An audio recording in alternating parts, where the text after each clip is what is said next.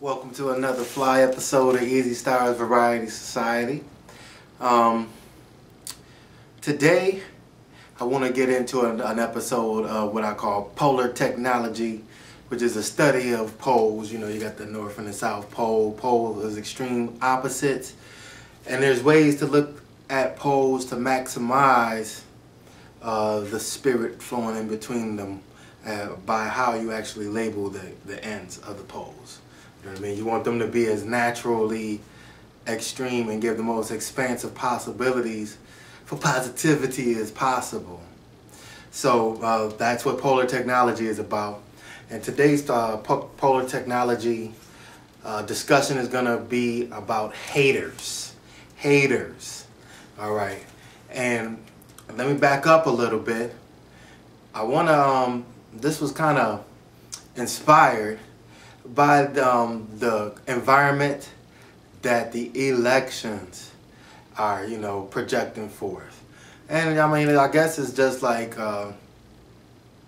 any other election year, except, well, in the same regard that it gets worse and worse every year as far as how the polarities, you know, the conservative and the liberals, the conservatives and the liberals, that's the general polarity in elections and in our political environment. And it's this, and as it gets worse every year, this is the worst year I've seen. You know what I mean? And I've seen some bad years. Last year was presidential election. So the last presidential election, you got the first black president. You knew it was going to be some polarity.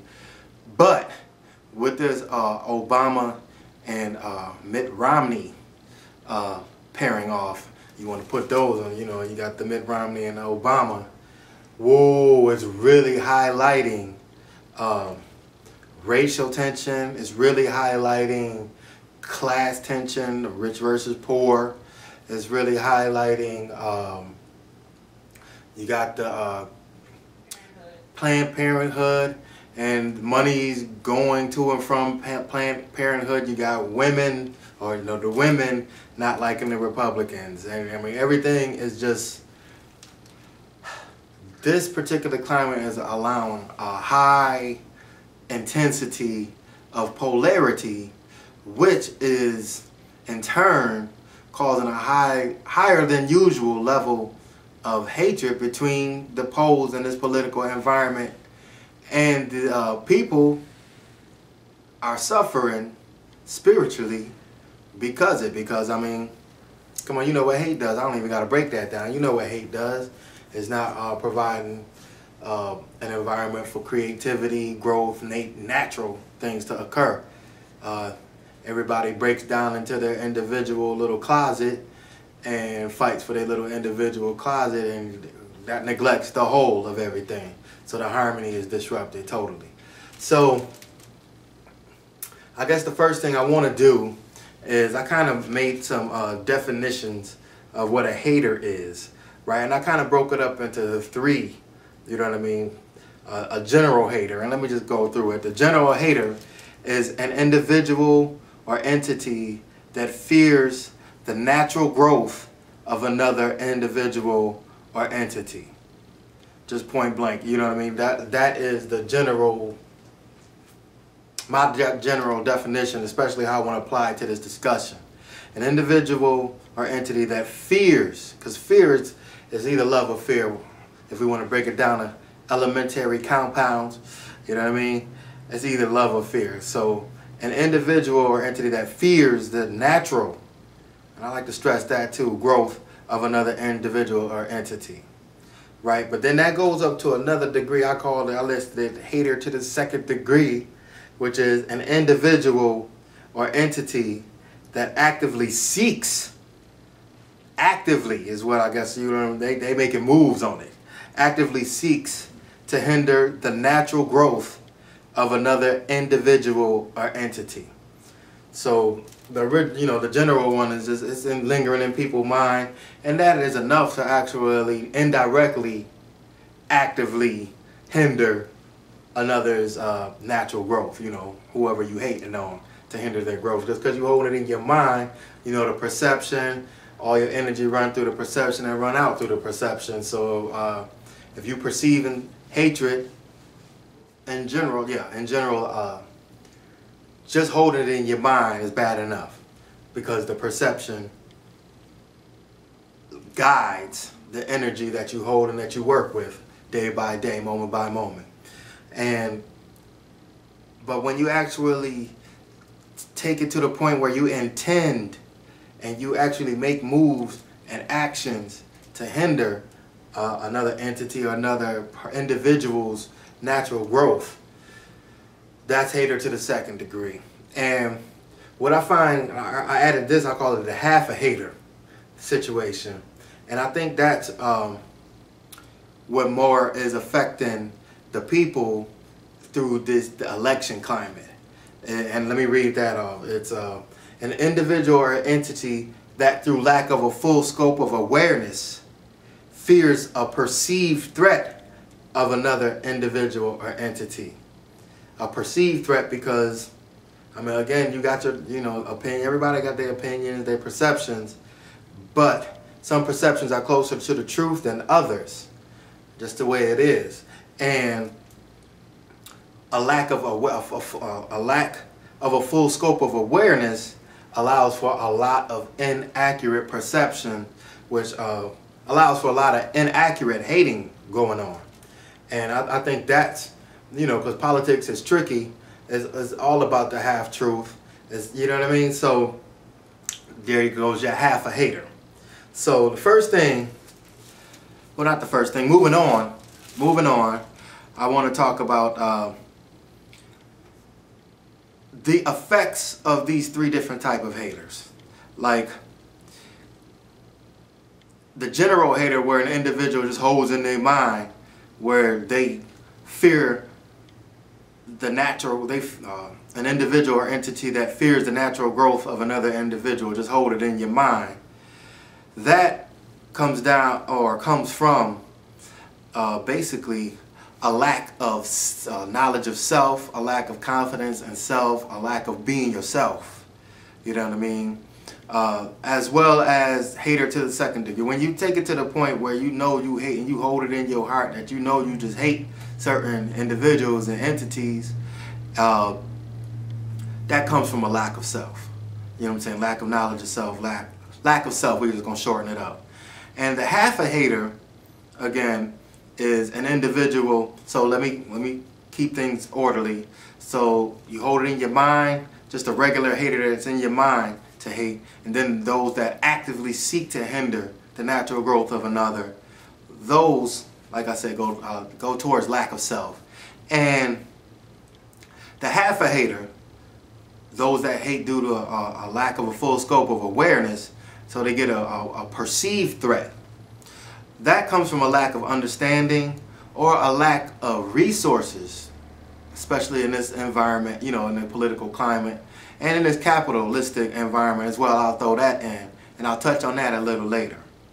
So what I want to basically break down is what fear does. I mean, I don't want to dwell on it because, I mean, people are aware now. So I don't need to dwell on it. I just want to point it out as reminders. Fear, what it does is it detaches you from a universal cohesiveness. So if you're true to self and you're a balanced self, you are maximizing your universal cohesiveness, or the oneness, or the harmony, the peace, however you want to look at that. That's a healthy outlook, right? But the moment you get any fear into your situation, you're chipping off angles of that wholeness. And the more you accept fear in, you're tightening, you're chopping yourself off more and closing yourself in to where you're not self anymore, you're more selfish. You know what I'm saying? Instead of, I spoke earlier on the differences between me, myself, and I, self being the highest outlook of individuality that deals with the wholeness, harmony, and closer to the source. And then I is like a bridge in between me and self. Me being closer to the physical, closer to materialistic points of view. So that me is basically what I'm saying. Fear pulls you closer down to me and further away from yourself. You know what I mean? So how that affects the polarity, what's going on now in the polarity. So, but what I see going on in a polarity point of view. So let's just start with let's call it a default polarity, where everything would be as it's supposed to be, so to speak, or things flowing naturally. It would be a balanced self on one end of the pole, which represents the individual, which is just the extreme, because really there's no, really we're all one, you know what I mean? But we also do have a sense of individuality. So the balanced self would be the individual side of the polarity, and the other extreme would be a universal balance, universal wholeness. I think I don't need to explain that too much. If that is maintained, there'll be more opportunities for peace. There'll be more opportunity for people not to hate. Just put it straight out there, for people to actually love one another, love themselves. You know what I'm saying? Love everything. You know what I'm saying? Just work out of a love perception more often instead of a fear perception. So what this environment is doing is that it is promoting a fear perception, and the polarity looks more like an individual imbalanced. Instead of a balanced self, it's an imbalanced me. As I stated again, self is higher, closer to harmony and source. Me is more detached, more on the material side of looking things, which is more detached from spiritual. So it's more of an individual imbalanced me trying to universally balance things out, but you're working from a fear perspective. So that's where hate is able to come into play.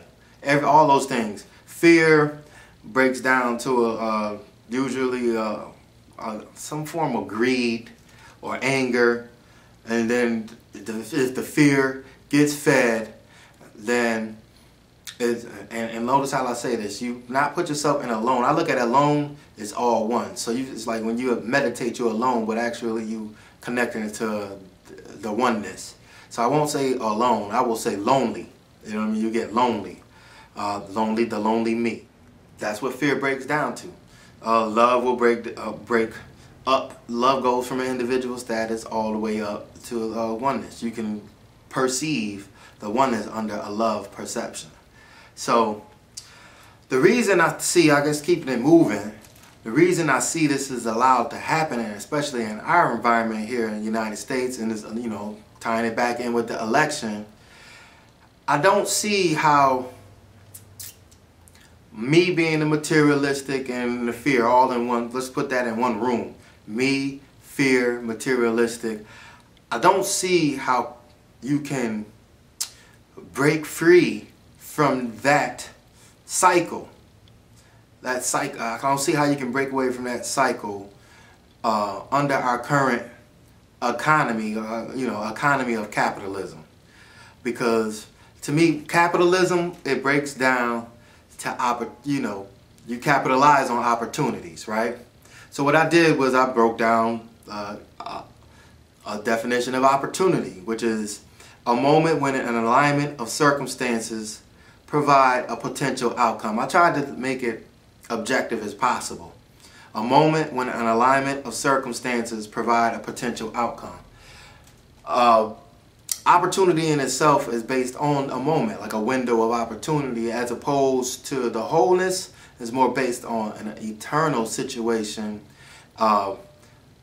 That's the wholeness, the self, the love. We'll put that way. Put that in the opposite room. You know what I mean? Opportunities in and of themselves are temporal, which lends more energy towards the material, the me, and the fear. You could, though, however, look at opportunity like even in a natural or a highly spiritual, loving state of mind, there are opportunities, and you do take advantage of the opportunities, because we do live in moments, from moment to moment. You know what I mean? But you put them in their proper place, more tied into the eternal is the difference.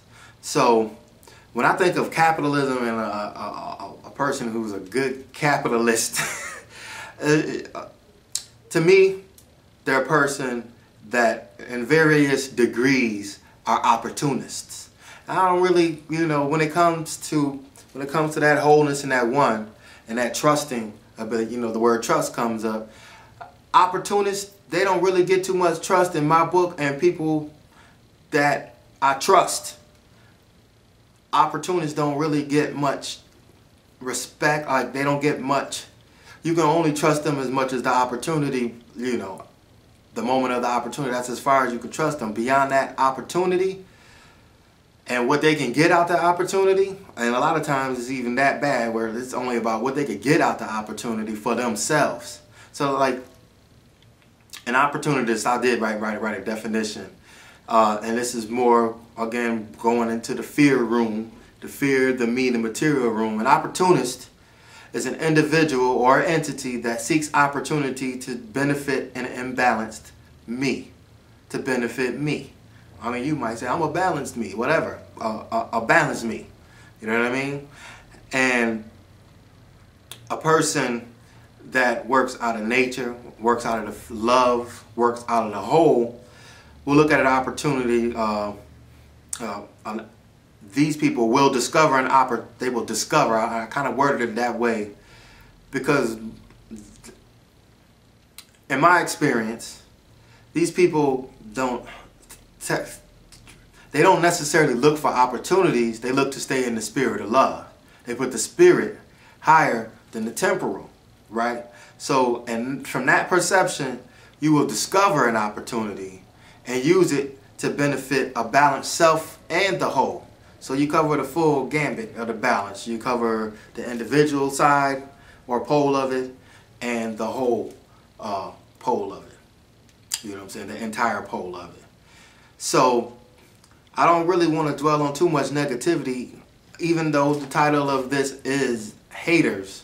What I want to kind of focus on more, and because I'm basically winding it up now, what I wanted to focus on is, you know, let's expose this energy as for what it is. You know, people keep it quiet. The tendency for fear is to hide in the closet, in this packed little wall of me, right? Let's put it out in the open and expose some light on it. Yeah, this is fear. These are fears that are being preyed upon in this electoral environment, and it's done to the people on purpose. Especially, you got to think about, this is on the tail end of the Occupy movement, and the Occupy movement is still going on, but it's on the tail of that big burst of Occupy movement energy that went on. Powers that be, powers that seem to benefit more off of capitalism, they see they got to up the ante more. You know what I mean? And they are upping the ante more. So let's call it what it is. They upping the ante more. Conservatives and liberals, really, if you look at the liberal game plan, and this is talking about in the form of politics, mostly, not just pure liberal and pure conservative, because I'm going to get into that in a second. Look, we're looking at both of them. Look at it like this.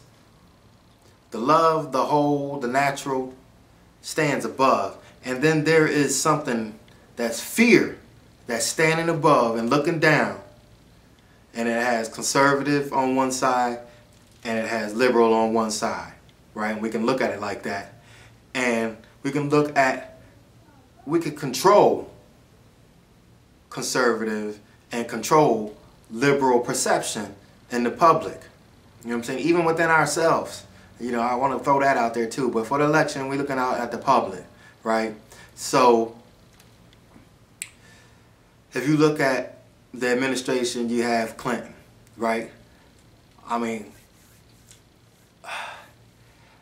at the end of the day, those that look down upon and fear and control the conservative and the liberal, the fear mode as opposed to the love mode, the fear mode is still getting its way. Things I don't want to get into too much. All you got to do is just look at the patterns and the actions and the accomplishments of things and the things that have happened, and compare it to love. You'll see that it's getting further and further away, no matter if someone who's liberal is in office. You had your Clinton, then it went to your Bush years, conservative. Things still move forward and forward. It's just all about how an election is like a two-way trick. On one way, those that control through fear can kind of probe and feel the temperature of the people through an election.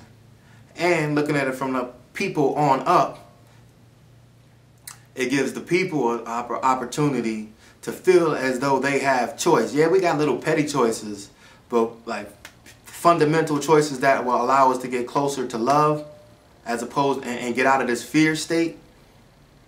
Because it is a fear state. When it comes down, people think they're doing what they want to do. But when it comes down to actually getting into a position where we can, like, it's even hard to say the word love and spirit in the environment in public today, because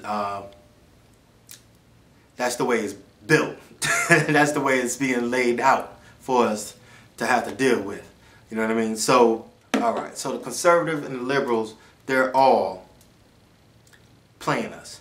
Like, they're all, like, the fear is still actually getting this way at the end of the day, is what I'm trying to say. Going back to Obama, Obama is signing the Detention Act, or the NDAA, you know, all these things to take away freedoms on the internet, all these drones and everything, surveillance, everything is still going into a fearful direction. You know what I mean? And the way it's allowed to happen is, you got conservative people and liberal people fighting against each other. They can never look up at what's controlling everything. You know what I mean? They're looking at each other and fighting amongst each other. It's like the divide and conquer technique all day. You know what I mean? Looking at it from a loving point of view, looking at conservative and liberal, loving is like a balance of both, right? So, and this is the polar technology tip of the day. You know what I mean? The truth is going to have both in it. The truth is going to have conservative and liberal in it.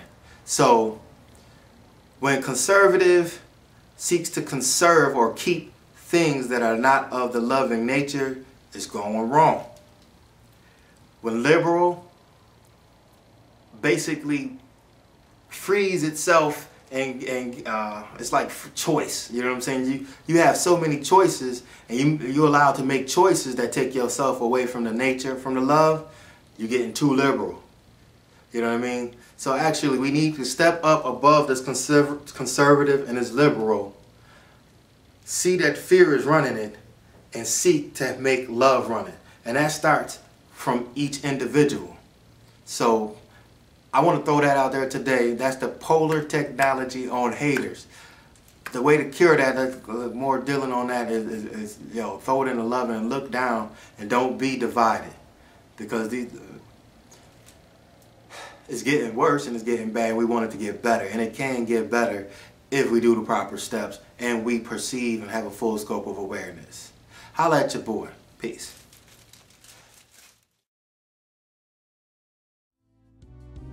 Come on, pick it. Come on, it's it. Come on, with it. Yo. Forgiveness is the biz. With the quick slick, yes, that's forgiving. I forget, so stop the foolishness.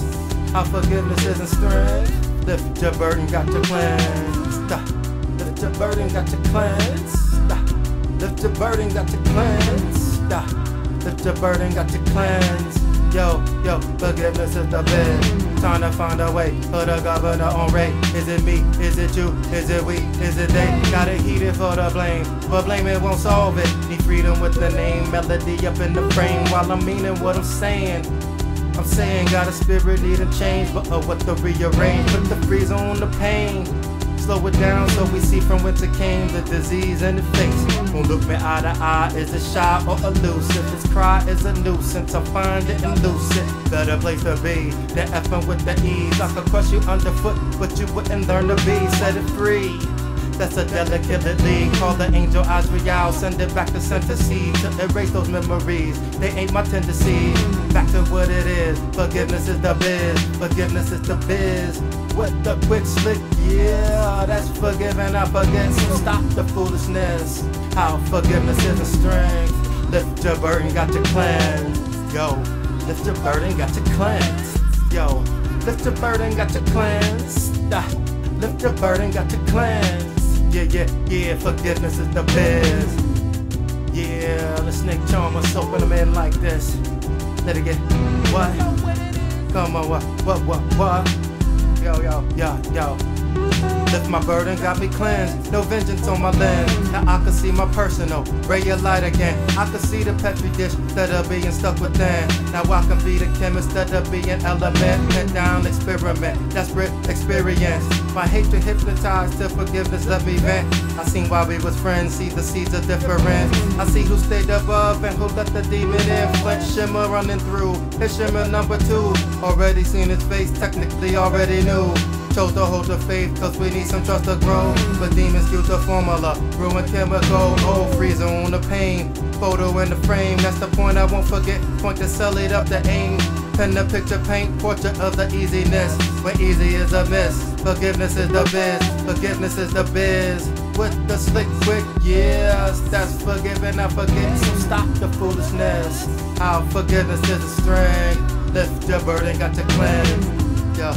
Lift your burden, got to cleanse. Lift your burden, got to cleanse. Lift your burden, got to cleanse. Yo, forgiveness is the biz. Yeah, that's how we doing it. You know how we do it. Yeah, snake charmer style. All up in the full effect. We about to get in them catching. No, man. Yeah, straight cool breeze on them. You know how we do it. You know how we get through it. Straight working, sweat dripping. Forgiveness is the biz. With the quick slick, yes, that's forgiving, I forget. So stop the foolishness. Our forgiveness is a strength. Lift your burden, got to cleanse.